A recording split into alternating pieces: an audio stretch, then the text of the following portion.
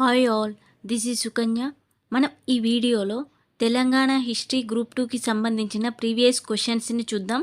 Previous questions ఎలా అడిగారు, మనం నెక్స్ట్ ఎగ్జామ్స్కి ఎలా ప్రిపేర్ అవ్వాలి, ప్రీవియస్ క్వశ్చన్స్ చూడడం వల్ల మనకు యూజ్ ఏంటి, ప్రీవియస్ క్వశ్చన్స్ని ఎలా అనలైజ్ చేయాలి అనేది ఈ వీడియోలో క్లియర్గా తెలుసుకుందాం. ఇందులో ఫస్ట్ క్వశ్చన్ వచ్చేసి, రేచర్ల వెలమ కుటుంబ మూల పురుషుడు ఎవరు? దీనికి ఆన్సర్ వచ్చేసి బేతాళ నాయకుడు. సింగం నాయకుడు వచ్చేసి రేచర్ల వెలమల రాజ్య స్థాపకుడు. వీరందరిలో గొప్పవారు వచ్చేసి అనపోత నాయకుడు. మనం ఈ క్వశ్చన్ చూసాక టోటల్ రేచర్ల వెల్మ గురించి టాపిక్ మొత్తం అనలైజ్ చేయాలి. రేచర్ల మూల పురుషుడు బేతాళ రెడ్డి, రేచర్ల రాజ్య స్థాపకుడు వచ్చేసి సింగం నాయకుడు, వీరి రాజధానులు వచ్చేసి ఆమనగల్లు, రాచకొండ, దేవరకొండ. వీరందరిలో గొప్పవాడు వచ్చేసి మొదటి అనపోత నాయుడు. రేచర్ల వెలమల్లో చివరి వారు వచ్చేసి మూడవ సింగం నాయకుడు అని ఇలా టోటల్ ఇన్ఫర్మేషన్ చదువుకోవాలి. ఇక్కడ సింగం నాయకుడు స్పెషాలిటీ వస్తే, రేచర్ల రాజ్య స్థాపకుడు వచ్చేసి సింగం నాయకుడు. ఇతను కాకతీయ రాజ్యంలో సేనాపతిగా ఉండేవారు. ఇతను దేన్ని రాజధానిగా చేసుకొని పాలించారు? రాచకొండ, ఆమనగల్లు, పిల్లలమర్రి. రేచర్ల వెలుమల ఆధార గ్రంథం ఏంటి? వెలుగోటి వంశావళి. ఇలా టోటల్ ఇన్ఫర్మేషన్ మనం చదువుకోవాలి. నాయకుని బిరుదు వచ్చేసి అతిశీ వరాల సింగమ నాయకుడు. సింగం నాయకుడు వచ్చేసి రెండో ప్రతాపరుద్రుని ఆస్థానంలో ఉంటూ 80 వరాలు పొందాడు కాబట్టి ఇతనికి ఒక బిరుదు ఉండడం జరుగుతుంది. అతిశీ వరాల సింగమ నాయకుడు అనే బిరుదు ఉంటుంది. ఇది ఒకటి గుర్తుపెట్టుకోవాలి. నెక్స్ట్ అనపోత నాయకుడు. అనపోత నాయకుడి స్పెషాలిటీ వచ్చేసి ఇతను రేచర్ల వెలమల అందరిలో గొప్పవాడు. రాచకొండ రాజ్య నిర్మాత. ఇతను రాచకొండ దుర్గాన్ని పటిష్టపరచడం, ఇతను రాచకొండను రాజధానిని ఆమనగల్లు నుండి రాచకొండకు మార్చడం. ఇతని బిరుదులు వచ్చేసి రాధీశ్వర, సోమకుల పరశురామ. సోమకుల పరశురామ అనే బిరుదు ఎందుకు వచ్చింది? ఇతను సోమవంశ క్షత్రియులను అంతమొందించాడు కాబట్టి ఇతనికి ఆ బిరుదు రావడం జరుగుతుంది. ఇలా టోటల్ ఇన్ఫర్మేషన్, ఇతని మెయిన్ బిరుదులు మనం గుర్తుపెట్టుకోవాలి. ఆంధ్రాధీశ్వర, సోమకుల పరశురామ. ఇతను రేచర్ల వెల్మల్లో గొప్పవాడు. నెక్స్ట్ కుమారసింగమ నాయకుడు. ఇతను అనపోత నాయకుడి కుమారుడు. ఇతను కళ్యాణి దుర్గాన్ని జయించి విజయస్తంభాన్ని స్థాపించాడు కాబట్టి ఇతనికి కళ్యాణ భూపతి అనే బిరుదు ఉండడం జరిగింది. ఇతని కాలంలో ఆస్థాన కవులు వచ్చేసి విశ్వేశ్వర్, బొమ్మకంటి అన్నయ్య మాత్యుడు. ఇతని బిరుదులు వచ్చేసి సర్వజ్ఞ చక్రవర్తి, సర్వజ్ఞ రుద్రామణి. ఇలా టోటల్ ఇన్ఫర్మేషన్ మనం ఈ క్వశ్చన్ చూసాం కాబట్టి మనకి టైం పట్టినా పర్లేదు. హాఫ్ అన్ అవర్ ఆల్రెడీ చదివిన వాళ్ళకి హాఫ్ అన్ అవర్లో ఈ టాపిక్ మొత్తం రివిజన్ చేయవచ్చు. సో ఈ టాపిక్ మొత్తం ఒకసారి రివిజన్ చేయండి. సో మనం ఫస్ట్ ఎంత చదివినా కూడా ఇంపార్టెంట్ పాయింట్స్ అనేది మనకి తెలుసు కాబట్టి ఇక్కడ ఈ ఆప్షన్స్ అన్ని టోటల్గా అనలైజ్ చేస్తూ ప్రీవియస్ క్వశ్చన్స్తో మనం ఇలా అనలైజ్ చేసి చదవడం వల్ల మనకి చాలా యూజ్ ఉంటుంది. నెక్స్ట్ క్వశ్చన్ చూద్దాం. ఈ క్రింది రచనల్లో ఏ గ్రంథం హలచక్రవర్తి వివాహాన్ని గురించి వర్ణిస్తుంది? దీనికి ఆన్సర్ వచ్చేసి లీలావతి పరిణయం. ఈ లీలావతి పరిణయాన్ని ఎవరు రచించారు? కుతూహలుడు. కుతూహలుడు ఏమన్నారంటే లీలావతి పరిణయంలో హలచక్రవర్తి అతని భార్య కలిసి ద్రాక్షారామంలో పెళ్లి చేసుకున్నట్టు లీలావతి పరిణయంలో తెలపడం జరుగుతుంది. ఇక్కడ మనం మిగతా ఆప్షన్స్ చూస్తే క్రీడాభిరామం రాసింది వచ్చేసి వినుగొండ వల్లభాచార్యుడు కాకతీయుల కాలంలో రచించడం జరుగుతుంది. నెక్స్ట్ వచ్చేసి గాథ సప్తసతి. ఈ గ్రంథాన్ని రచించింది హాలుడు ప్రాకృత భాషలో రచించడం జరుగుతుంది. మధుర విజయం వచ్చేసి మనకు విజయనగర కాలంలో వచ్చేసి గంగాదేవి రచించడం జరుగుతుంది. ఇలా మన రచనలు అనేవి చాలా ఇంపార్టెంట్. ఇక్కడ ఈ క్వశ్చన్ చూసాం కాబట్టి మనం ఎలాంటి పాయింట్స్ కవర్ చేయాలి? నెక్స్ట్ మన హిస్టరీలో ఉన్న అన్ని రచనలు, వారు రచించిన గ్రంథాలు, ఎవరి కాలంలో ఉన్నారు, ఎవరి ఆస్థానంలో ఉన్నారు, ఎవరి గురించి తెలపడం జరుగుతుంది. ఇలా టోటల్ ఇన్ఫర్మేషన్ గ్యాదర్ చేసుకొని చదవడం వలన మనకు మెయిన్ టాపిక్స్ అనేవి కవర్ అవ్వడం జరుగుతుంది. సో దీనికి హలచక్రవర్తి వివాహాన్ని వర్ణిస్తున్న గ్రంథం వచ్చేసి కుతూహలుడి లీలావతి పరిణయం. దీని ప్రకారం హాలుని వివాహం వచ్చేసి ద్రాక్షారామంలో జరిగినట్టు తెలుస్తుంది. బట్ మన తెలంగాణకు వచ్చేసి సంగనబట్ల నర్సయ్య శాస్త్రి అభిప్రాయం ప్రకారం హాలుని వివాహం అనేది కరీంనగర్లో దగ్గరలో జరిగినట్టు మన సంగనబట్ల నర్సయ్య శాస్త్రి అనేది తెలపడం జరుగుతుంది. సో ఈ శాస్త్రం ప్రకారం ద్రాక్షారామంలో జరగడం జరిగింది అని కుతూహలుడు లీలావతి పరిణయంలో రాయడం జరిగింది. వచ్చేసి ఇటీవల కాలంలో ఇక్ష్వాకు రాజైన రుద్రపురుష దత్తుని శాసనం కనుగొనబడిన ప్రదేశం ఏది? దీనికి ఆన్సర్ వచ్చేసి ఫణిగిరి. మనకు ఇక్ష్వాక రాజుల ఆధారాలనే ఫణిగిరిలో లభించడం జరిగింది. ఇక్ష్వాకరాజు, శ్రీశాంతమూలని ఆధారాలు ఇక్కడ ఫణిగిరి. భువనగిరి వచ్చేసి ఇది కాకతీయులకు సంబంధించి, పశ్చిమ చాళుక్యులకు సంబంధించిన ఆధారాలు ఇందులో ఉండడం జరుగుతుంది. కొల్నుపాక అయితే జైన క్షేత్రం, ఇది శాతవాహనుల కాలం నాటిది. మనం ఇలా ఆప్షన్స్ ఎలిమినేట్ చేస్తూ ఈ ఆన్సర్ పెట్టవచ్చు. ఫణిగిరి అనేది బౌద్ధ క్షేత్రం, శ్రీశాంతమూలని ఆధారాలు అనేది ఇక్కడ దొరకడం జరుగుతుంది. సో రుద్రపురుష దత్తుని ఆధారాలు కూడా ఇక్కడ ఫణిగిరిలో లభించినట్టు ఆధారాలు ఉన్నాయి. మన ఆన్సర్ వచ్చేసి ఫణిగిరి. ఇక్కడ మనకు రిలేటెడ్ ఇన్ఫర్మేషన్ విషయానికి వస్తే ఇక్ష్వాకుల రాజ్య స్థాపకుడు శ్రీశాంతమూలుడు. ఇక్ష్వాకులందరిలో గొప్ప రాజు వచ్చేసి రుద్రపురుష దత్తుడు. వీరిలో ఎక్కువ సంవత్సరాలు పాలించింది వచ్చేసి యహోల శాంతమూలుడు. చివరి రాజు వచ్చేసి రుద్రపురుష దత్తుడు. ఇక్ష్వాకుల రాజ్య చిహ్నం వచ్చేసి సింహం. ఇక్ష్వాకుల రాజధాని వచ్చేసి శ్రీపర్వతం లేదా విజయపురి. ఈ ఆధారాలు మనం ఇది ఒక టాపిక్, ఒక క్వశ్చన్ వచ్చిందంటే దాని రిలేటెడ్ టోటల్ ఇన్ఫర్మేషన్ చదవాలి. మనం ఇక్ష్వాకుల టాపిక్ మొత్తం ఈ క్వశ్చన్ చూసినప్పుడు దాని టోటల్ టాపిక్ రివిజన్ చేయాలి. సో మనకి ఇక్కడే ఎన్ని టాపిక్స్ అయిపోయినాయి, రేచర్ల వెల్మల్ టాపిక్ అయిపోతుంది, శాతవాహనులు టాపిక్ అయిపోతుంది, ఇక్ష్వాకుల టాపిక్ అయిపోతుంది. సో 3 చాప్టర్స్ మనం మళ్ళీ రివిజన్ చేసినట్టు వస్తాం. ఇక్కడ 3 క్వశ్చన్స్ చూసి సైలెంట్గా ఉండకుండా టాపిక్స్ అనేవి రివిజన్ అయిపోవాలి మనం ప్రీవియస్ క్వశ్చన్ చూసినప్పుడు. నిర్మాణాలు ఎవరు నిర్మించారు అనే దాన్ని బట్టి క్వశ్చన్ ఇచ్చారు. అమరావతి బౌద్ధ స్తూపం, నేలకొండపల్లి బౌద్ధ స్తూపం, 4 అంతస్తుల ఉండవల్లి గుహాలు, ఆలంపురం వద్ద నవబ్రహ్మ దేవాలయాలు. ఇవి మనం మ్యాచ్ ద ఫాలోయింగ్ అడిగారు. అమరావతి స్తూపం వచ్చేసి మనకు శాతవాహనుల కాలంలో నిర్మించడం జరుగుతుంది. నెక్స్ట్ నేలకొండపల్లి వచ్చేసి ఇక్ష్వాకుల కాలంలో నిర్మించడం జరుగుతుంది. ఉండవల్లి గుహలు వచ్చేసి మనకి విష్ణుకుండ్ల కాలంలో ఉండడం జరుగుతుంది. సో ఈ మనకు ఏదో ఒక ఆప్షన్ తెలిస్తే అమరావతి స్తూపం మనకి శాతవాహనుల కాలంలో అని గుర్తొచ్చింది అంటే ఇక్కడ ఆన్సర్ చేయవచ్చు. A4. సో ఇవన్నీ ఎలిమినేటెడ్, డైరెక్ట్ ఆన్సర్ వస్తుంది. మనం నెక్స్ట్ క్వశ్చన్కి వెళ్ళిపోవచ్చు. సో ఇక్కడ ఈ క్వశ్చన్ చూసి టోటల్గా మనం విష్ణుకుండ్ల టాపిక్, ఇక్ష్వాకుల టాపిక్, చాళుక్యుల టాపిక్, ఈ టోటల్ ఇన్ఫర్మేషన్ అనేది మనం మళ్ళీ రివైజ్ చేయాలి. నెక్స్ట్ క్వశ్చన్ వచ్చేసి సుప్రసిద్ధ కన్నడ కవి పంపను పోషించిన రాజు ఎవరు? దీనికి ఆన్సర్ వచ్చేసి 2వ ఆర్కేసరి. ఇతను చాళుక్య రాజు. మనకి రాజులు ఆస్థాన కవులు అనే టాపిక్ అనేది చాలా ఇంపార్టెంట్. ఎవరి దగ్గర ఎవరు ఆస్థాన కవిగా ఉండేవారు ఒకటి మనం నేర్చుకోవాలి.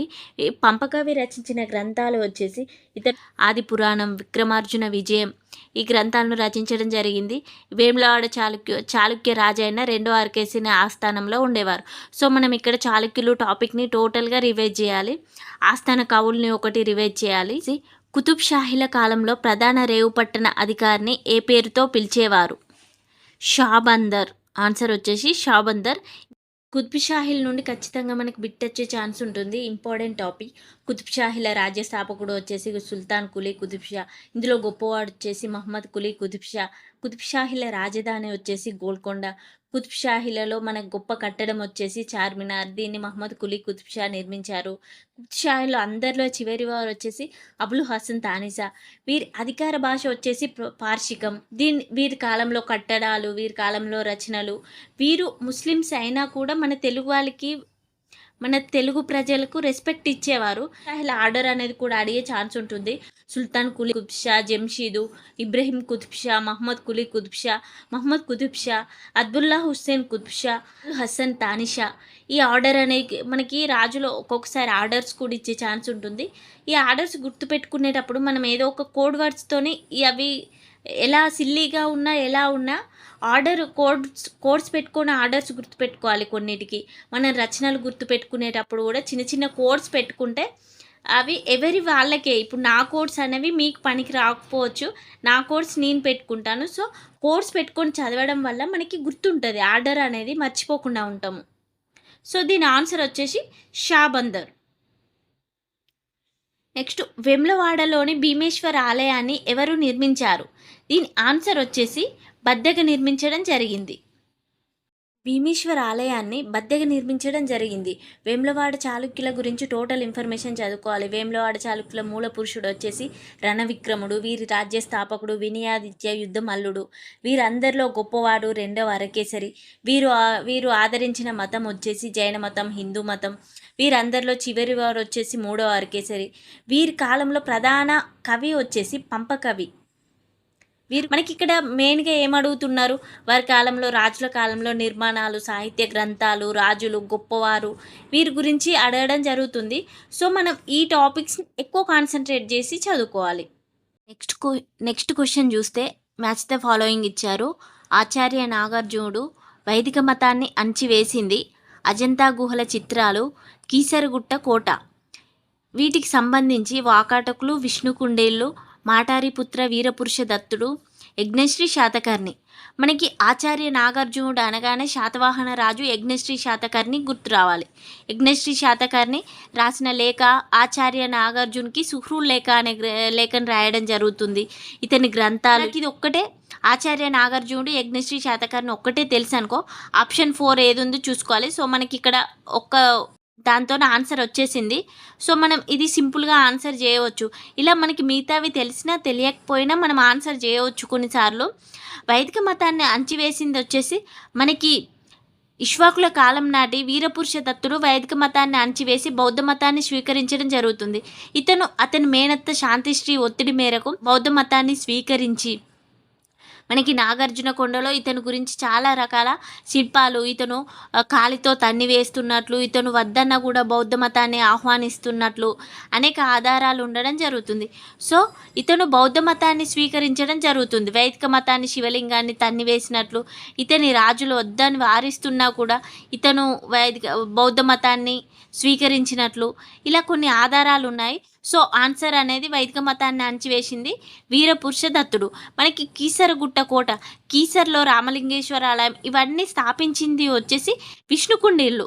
నెక్స్ట్ అజంతా గుహల చిత్రాలు వచ్చేసి వాకాటకులు. ఇలా ఇందులో మనకి ఒక్కటి తెలిసిన ఆన్సర్ చేయవచ్చు. మనకి మ్యాచ్ ద ఫాలోయింగ్ ఇస్తే అడ్వాంటేజ్ ఇదే.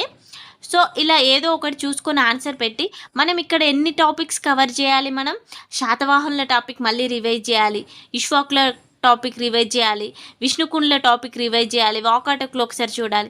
ఇలా మనకి 4 టాపిక్స్ అనేది ఒక క్వశ్చన్ చూడడం వల్ల ఈ 4 టాపిక్స్ టోటల్ 100% ఇన్ఫర్మేషన్ రివైజ్ చేయాలి.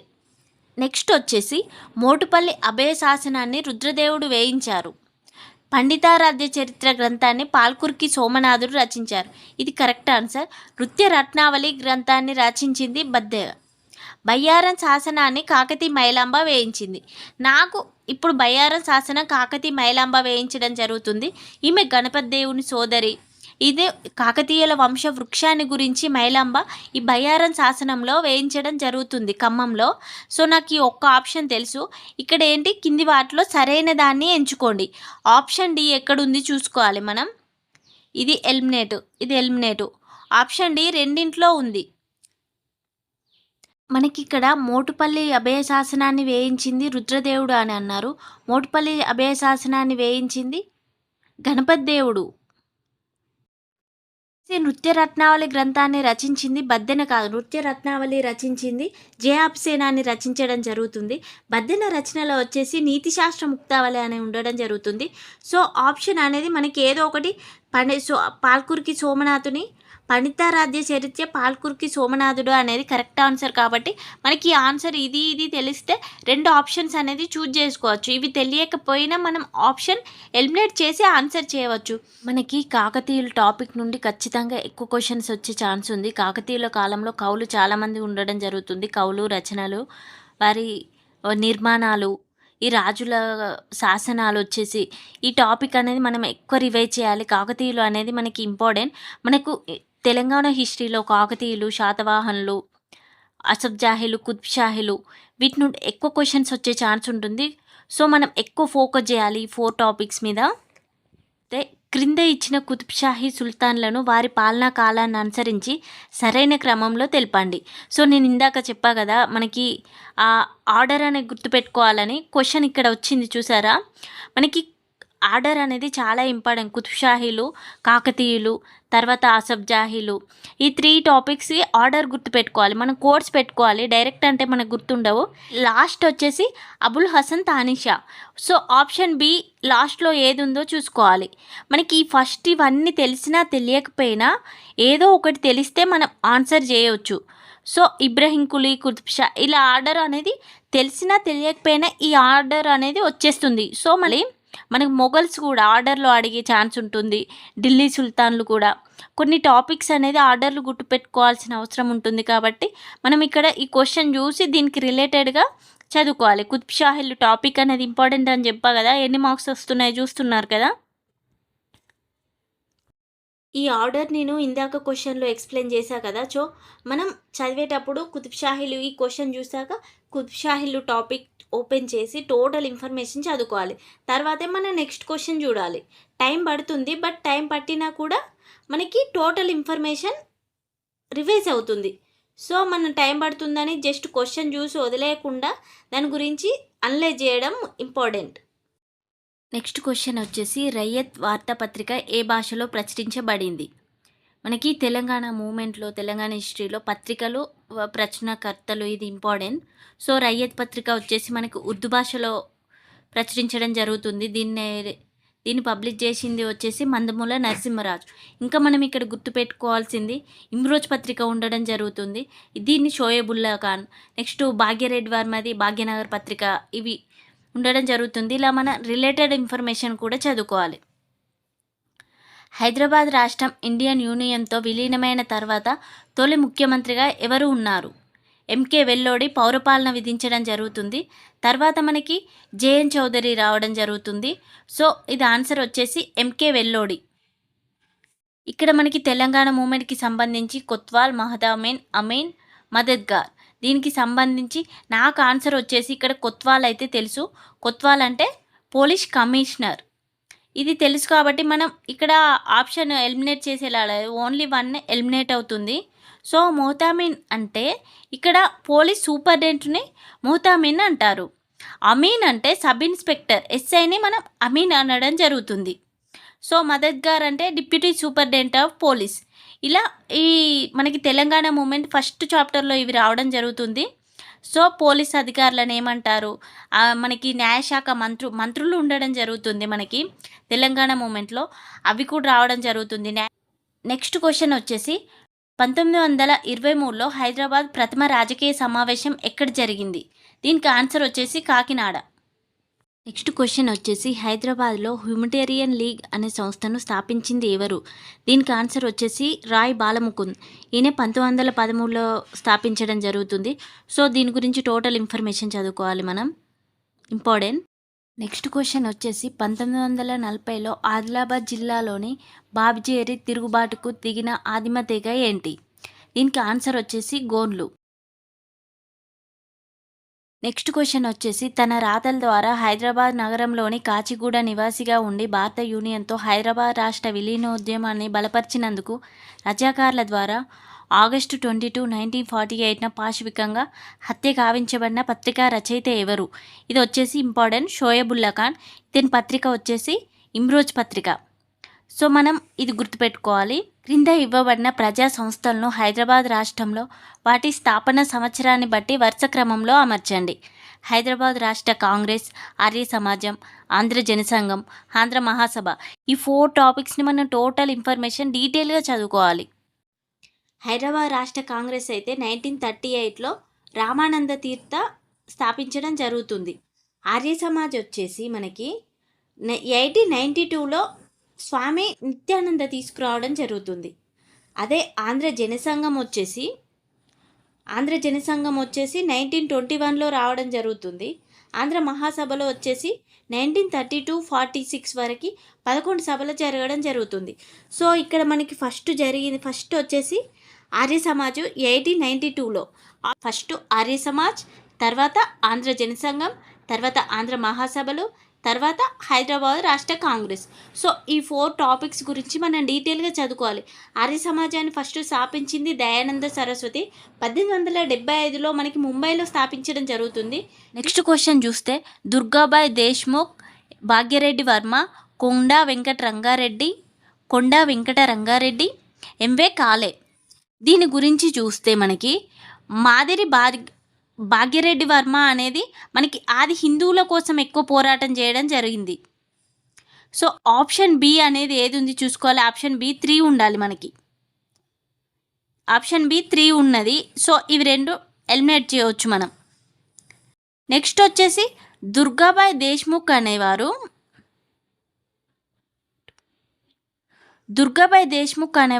ఆంధ్ర మహిళా సభకి చెందినవారు. ఇక్కడ కొండా వెంకట రంగారెడ్డి 5వ ఆంధ్ర మహాసభకి అధ్యక్షుడిగా ఉండడం జరుగుతుంది. ఇది ఎక్కడ జరిగింది? షాద్నగర్లో జరగడం జరుగుతుంది. సో మనకి 1, 2 తెలిసినా కూడా ఇలా ఆన్సర్ చేసుకోవాలి. వీటి గురించి మనం చూసుకున్నప్పుడు టోటల్ ఇన్ఫర్మేషన్ మళ్ళీ చదువుకోవాలి, రివైజ్ చేయాలి. నెక్స్ట్ క్వశ్చన్ వచ్చేసి క్రింది వారిలో మీర్ ఉస్మాన్ అలీ ఖాన్కు రాజ్యాంగ సలహాదారు ఎవరు? Sir Walter Monckton. సో మనం ప్రీవియస్ క్వశ్చన్స్ని రివైజ్ చేసేటప్పుడు ఇలా క్వశ్చన్ చూస్తూ దానికి సంబంధించిన ఇన్ఫర్మేషన్ టోటల్ మళ్ళీ రివైజ్ చేయడం వల్ల మనకు మెయిన్గా ఇంపార్టెంట్ టాపిక్స్ అనేవి తెలుస్తాయి. ఎలా అడుగుతున్నారు, ఆ ఇంపార్టెంట్ మన శాతవాహనులు టాపిక్ తీసుకున్నాం, అక్కడ ఏం అడుగుతున్నారు, ఎక్కువ మన రచనలు గ్రంథాలు అడుగుతున్నారు, కవుల గురించి, వారి నిర్మాణాల గురించి, తర్వాత లాస్ట్ పొలిటికల్ గురించి అడుగుతున్నారు. సో మనం ఇలా డీటెయిల్గా చదువుకోవాలి. మనం పేపర్ ఎలా అడుగుతున్నారు అనేది తెలుస్తుంది ప్రీవియస్ క్వశ్చన్ చూడడం వల్ల, అండ్ ఇంపార్టెంట్ ఏరియాస్ తెలుస్తాయి. సో ప్రతి ఒక్కరూ ప్రీవియస్ క్వశ్చన్స్ని చూస్తూ ప్రిపరేషన్ చేయాలి. నా కంటెంట్ కనుక మీకు యూస్ఫుల్ అనిపిస్తే ఖచ్చితంగా సబ్స్క్రైబ్ చేసుకోండి. నచ్చితే లైక్ చేయండి. Thank you for watching.